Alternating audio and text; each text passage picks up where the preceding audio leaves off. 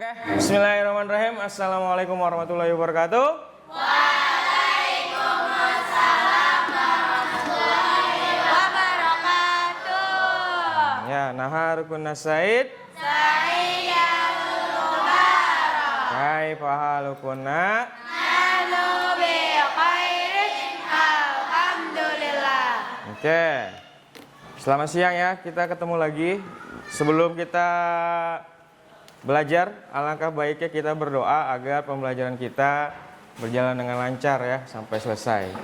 Ya, berdoa di dalam hati, berdoa dimulai.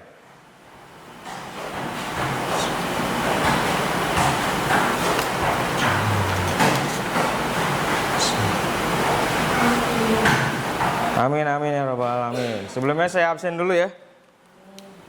Askia Sipau Zahra. Ridho, Alika, Anasya,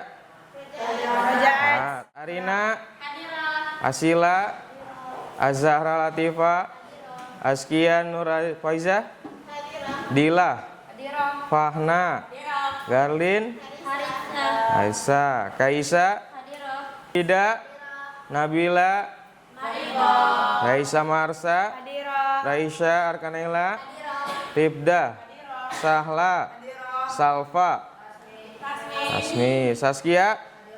Oke. Baik, kita doakan untuk teman-teman kita yang masih sakit, semoga Allah mengangkat penyakitnya. Amin. Ya, sebelum kita masuk materi hari ini, saya ingin bertanya, kita minggu lalu belajar tentang apa?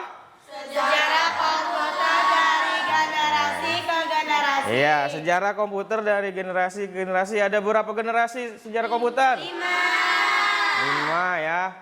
Iya. Jadi sejarah komputer itu ada 5 generasi ya. Jadi ingat tuh. Ya, 1 ciri-cirinya pakai apa? Generasi pertama? Tabung vakum. Masih ada yang ingat. Kedua? Lupa. Ayo, ada yang ingat nggak? Kedua pakai transistor. Generasi ketiga? Ayo, masih ingat nggak? Nggak apa-apa, ayo, masih ingat nggak?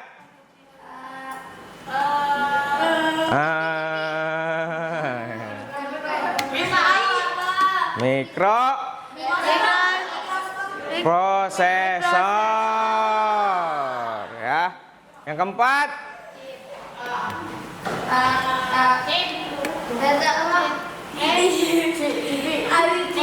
Integrated circuit IC ya. Yang terakhir? AI artificial. Oke, sekarang kita belajar tentang bab berpikir komputasional. Ya.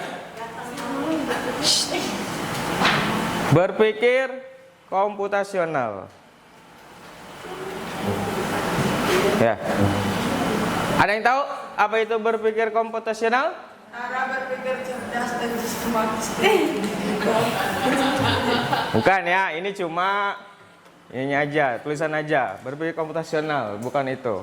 Ya, setiap masalah punya solusi kalau kamu tahu cara berpikirnya. Ya. Nah, apa itu berpikir komputasional? Cara berpikir seperti ilmuwan komputer untuk menyelesaikan masalah dengan langkah-langkah logis. Iya, jadi berpikir komputasional atau BK adalah cara berpikir seperti ilmuwan komputer untuk menyelesaikan masalah dengan langkah-langkah logis ya. Contoh nyata saat kamu mencari rute tercepat ke sekolah, kamu berpikir komputasional. Ya, misalkan dari asrama nih kalian lewat mana nih yang lebih cepat? Apa jalan seperti biasa? Apa ya lewat mana?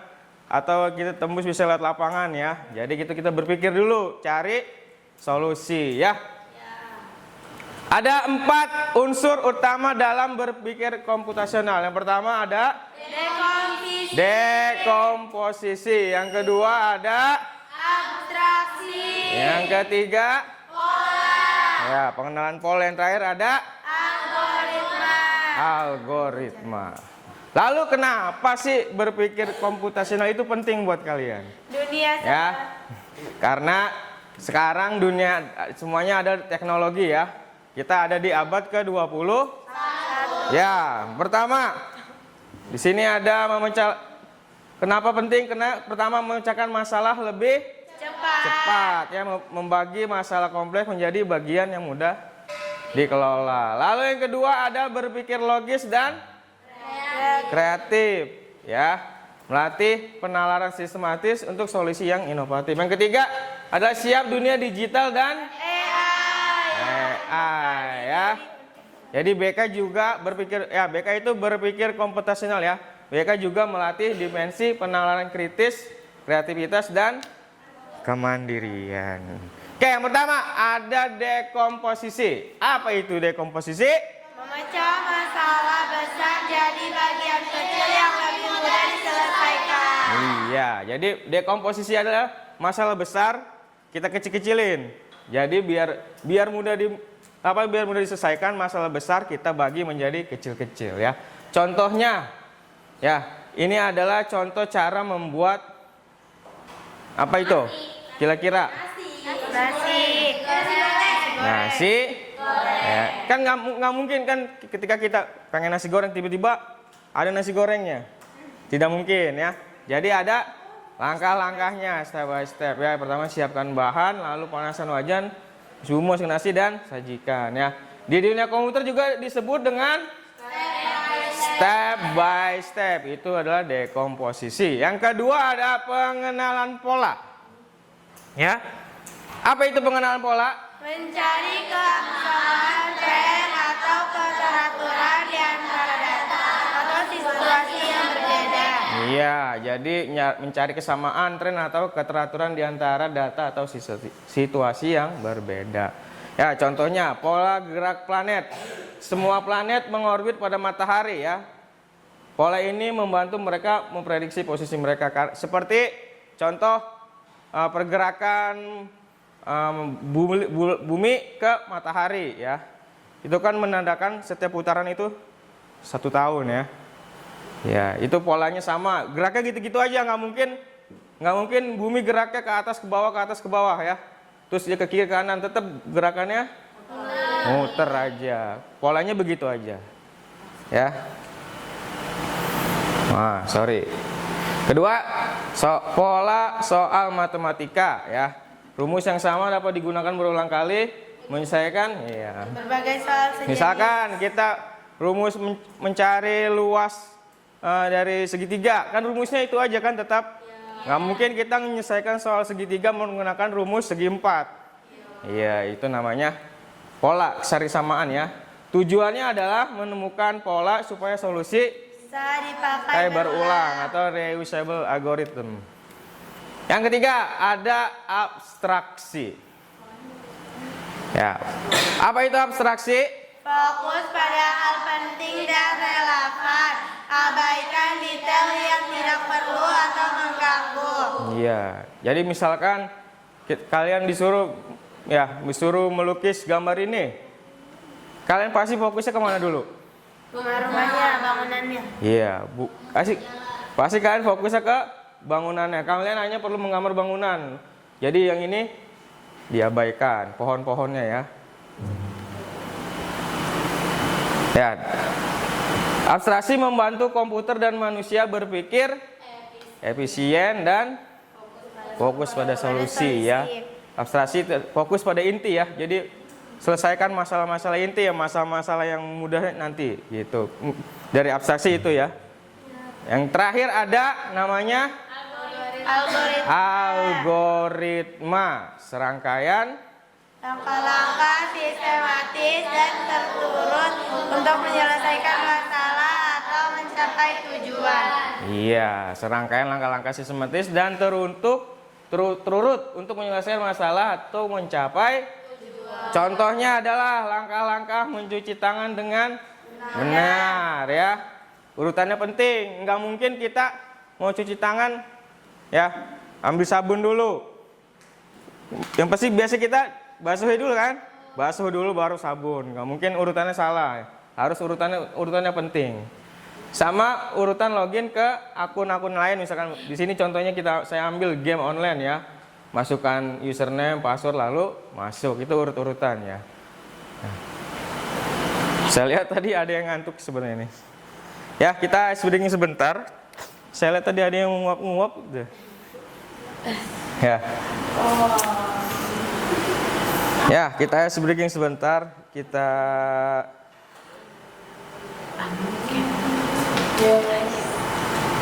di sini kita akan ice breaking untuk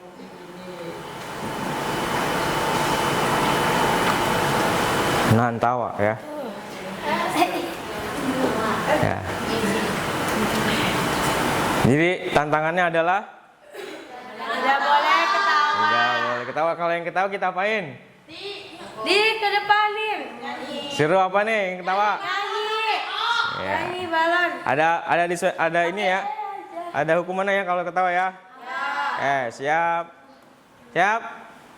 Ya, silakan.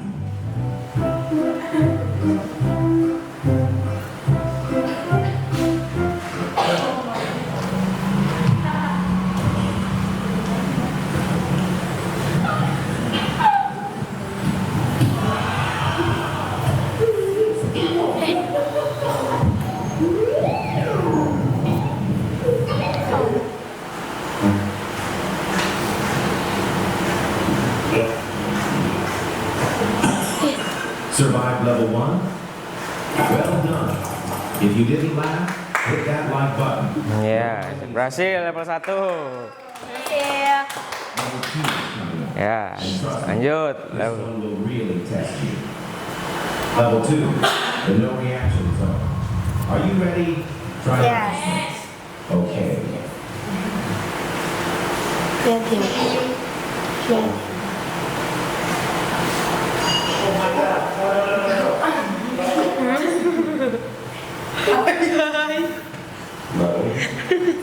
Level.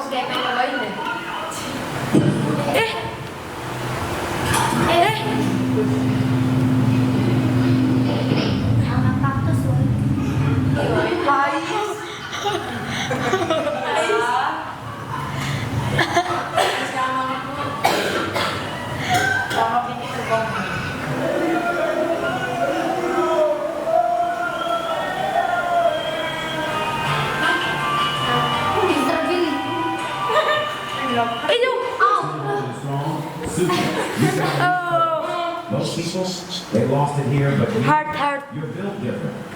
Oh wait, the next one, it's not just tough. It goes straight for your funny bone. Final level, the impossible. I warn you, only the absolute legends can survive this one. If you laugh now, you lose everything. No breaks, no giggles. This is your ultimate challenge. Ready? In 3, 2, 1.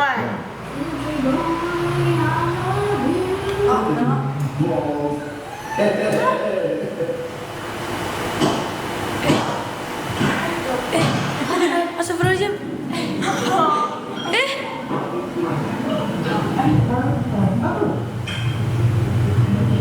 Kenapa sih kayak gitu?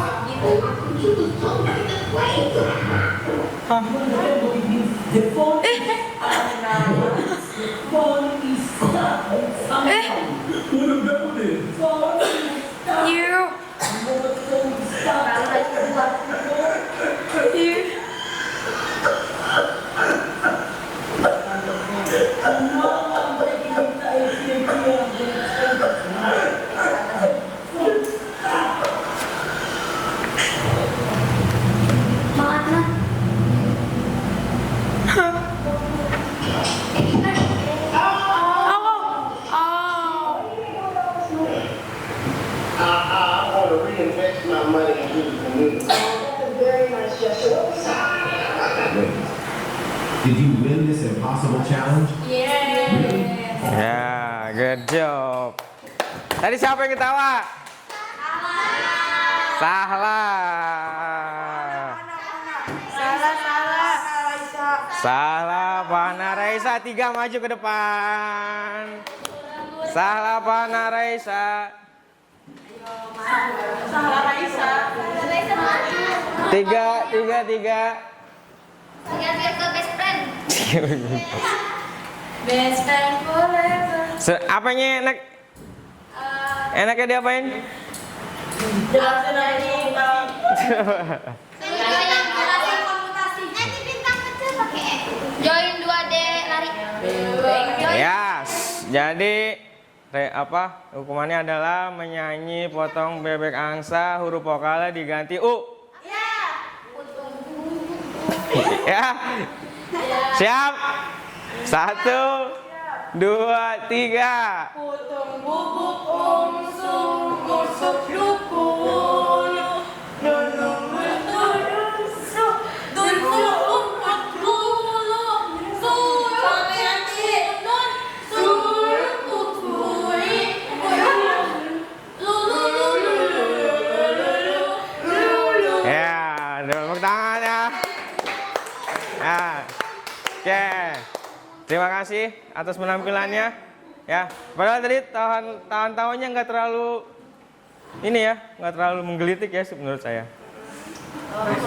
Ya. Tadi kita sudah belajar tentang 4 dari berpikir komputasional. Yang pertama ada yang inget nggak?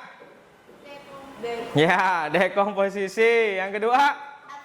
Abstraksi. Yang ketiga? Pengenaan pola. Keempat? Iya. Kita bahas satu bab aja ya. Dekomposisi ya.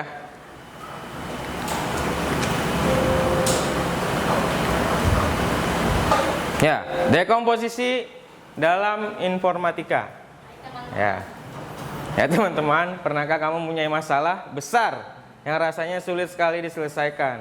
Pernah. Nah, lalu bagaimana agar kita menyelesaikan masalah itu? Sebesar menjadi lebih mudah? Ya, itu adalah memecahkannya. Berpikir secara mutasi. Ya, perhatikan sebentar. Kan hari ini hari Rabu mau banget deh.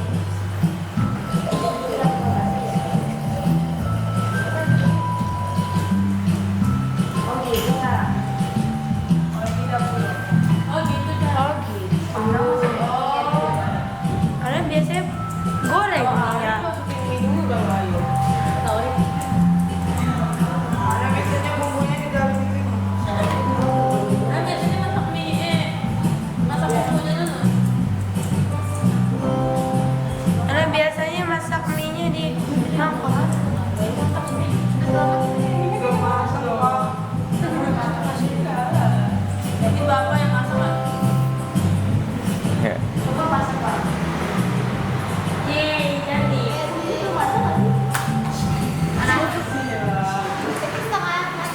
Ya, itu apa tadi? Video apa tadi? Iya, langkah-langkah memasak mie ya. Kita analogikan sementara sederhana ya. Bayangkan kita lagi lapar. Masalah besar, masalah kecil kalau kita lapar? Besar ya. Bayangkan kita lapar ya. Kita pengen mie, nggak mungkin mie tiba-tiba ada di depan kita. Ya. Ya. Analoginya tidak langsung jadi, ada langkah-langkah, ada langkah-langkahnya. Jadi tadi langkah-langkahnya ya. Jadi masalah besar itu dikecil-kecilkan ya. Dari langkah pertama, nyiapin air, nyiapin bahan-bahannya, nyiapin mie-nya yang paling penting. Ya, kalau nggak ada mie-nya makan apa kita? Iya. Itulah. Mengapa penting? Ya, dan komposisi membantu kita memahami masalah dengan lebih baik, menyederhanakan permasalahan Dan mengurangi kesalahan ya. Dekomposisi adalah teknik memecah masalah besar yang rumit menjadi bagian-bagian yang lebih kecil dan mudah dikelola. iya, jadi dekomposisi adalah teknik memecah masalah besar yang rumit menjadi bagian-bagian lebih kecil. Dekomposisi dalam keseharian kita. Ya, mari kita lihat bagaimana dekomposisi ada di sekitar kita tanpa kita sadari ya. Ini adalah apa? Kegiatan keseharian kita. Ya, kegiatan keseharian kita ya. Dari bangun tidur, lalu mandi, lalu sarapan, berangkat ya. Jadi masalahnya adalah keseharian kita. Nggak mungkin tiba-tiba kita bangun tidur langsung berangkat kan ya. Ada mandi dulu, ada sarapan. Apa ada yang dari bangun tidur langsung masuk sekolah? Nggak ada ya. Ya, ini adalah aktivitas berangkat sekolah yang merupakan dibagi menjadi kecil-kecil, langkah kecil dari bangun, mandi, sarapan, langsung berangkat ya. Dekomposisi dalam dunia informatika. Dalam dunia komputer dan informatika, dekomposisi sangat penting ya. Kita menggunakannya yang pertama untuk membuat algoritma atau urutan langkah-langkah. Yang kedua menyusun program, misalkan Scratch atau Python. Ya, nanti minggu selanjutnya kita akan belajar aplikasi Scratch ya. Insya Allah kita menuju ke lab komputer ya. Contohnya saat membuat animasi kucing ya. Ya, ini ada Scratch. Ya, Scratch itu animasinya kucing ya.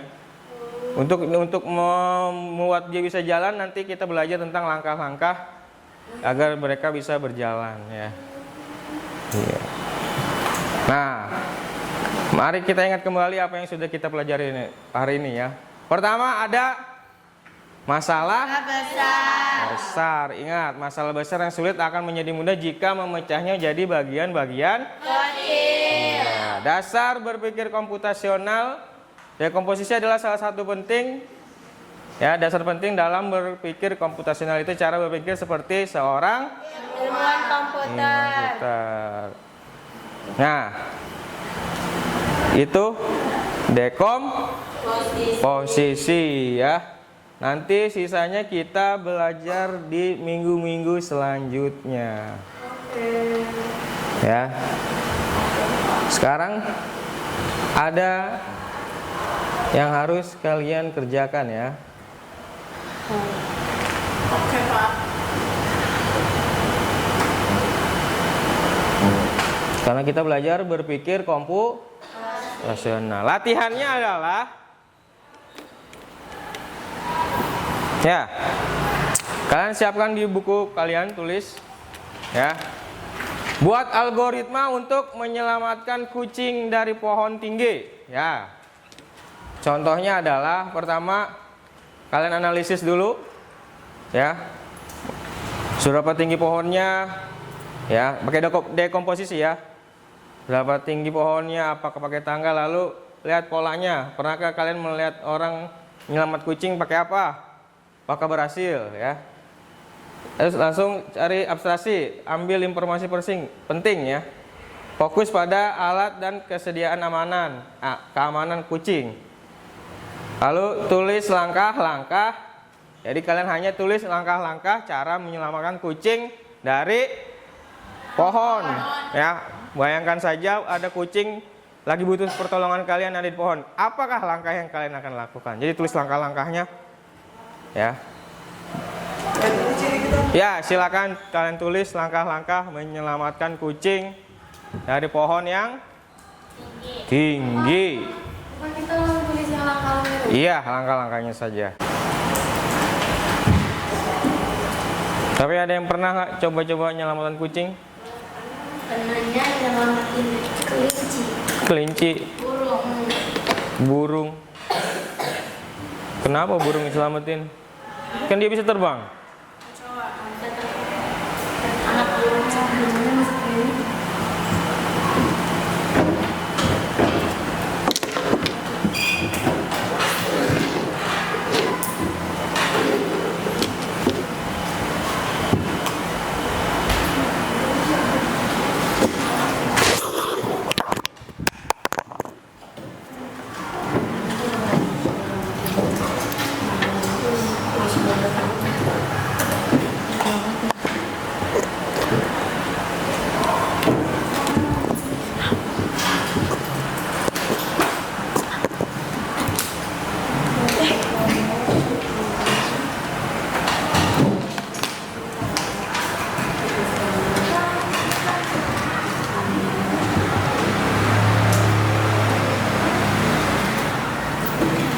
Sudah semua? Belum. Di jalan naik.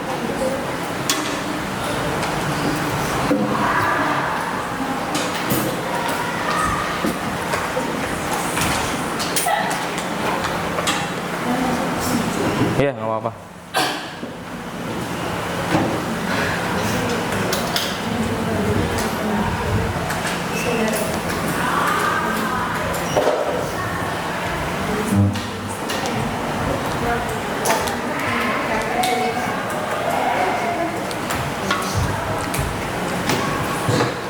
Sudah ya? Sudah semua.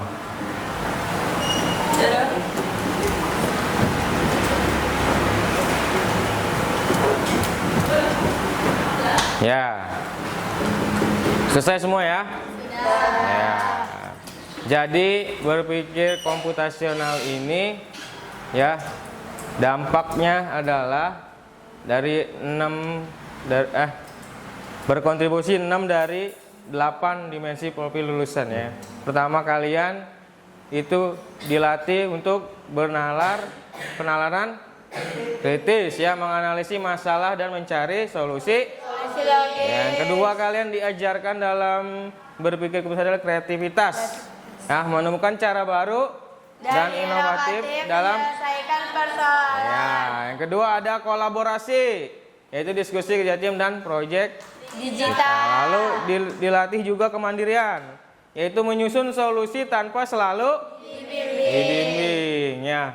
Selanjutnya ada komunikasi, menyelesaikan ide dan algoritma dengan jelas. Lalu ada kewargaan, yaitu menggunakan teknologi secara etis dan aman. Itu kita berpikir komputasional. Sekali lagi ada berapa dasar-dasar komputasional? 6 dari 8 dimensi. 4. Yang pertama dekomposisi. Yang kedua abstraksi. Yang ketiga pola. Yang keempat algoritma. Ya, kita sudah belajar dekomposisi. Selanjutnya minggu depan insya Allah kita belajar tentang abstraksi. Ya, sampai sini adakah pertanyaan? Tidak ya. Kalau tidak berarti mari kita tutup pertemuan kali ini dengan mengucap alhamdulillah. Dengan doa kafaratul majelis. Subhanakallahumma wa bihamdika asyhadu an la ilaha illa anta astaghfiruka wa atubu ilaik. Dan jangan lupa doakan teman kalian yang sedang sakit supaya minggu depan bisa masuk ya. Terima kasih. Assalamualaikum warahmatullahi wabarakatuh.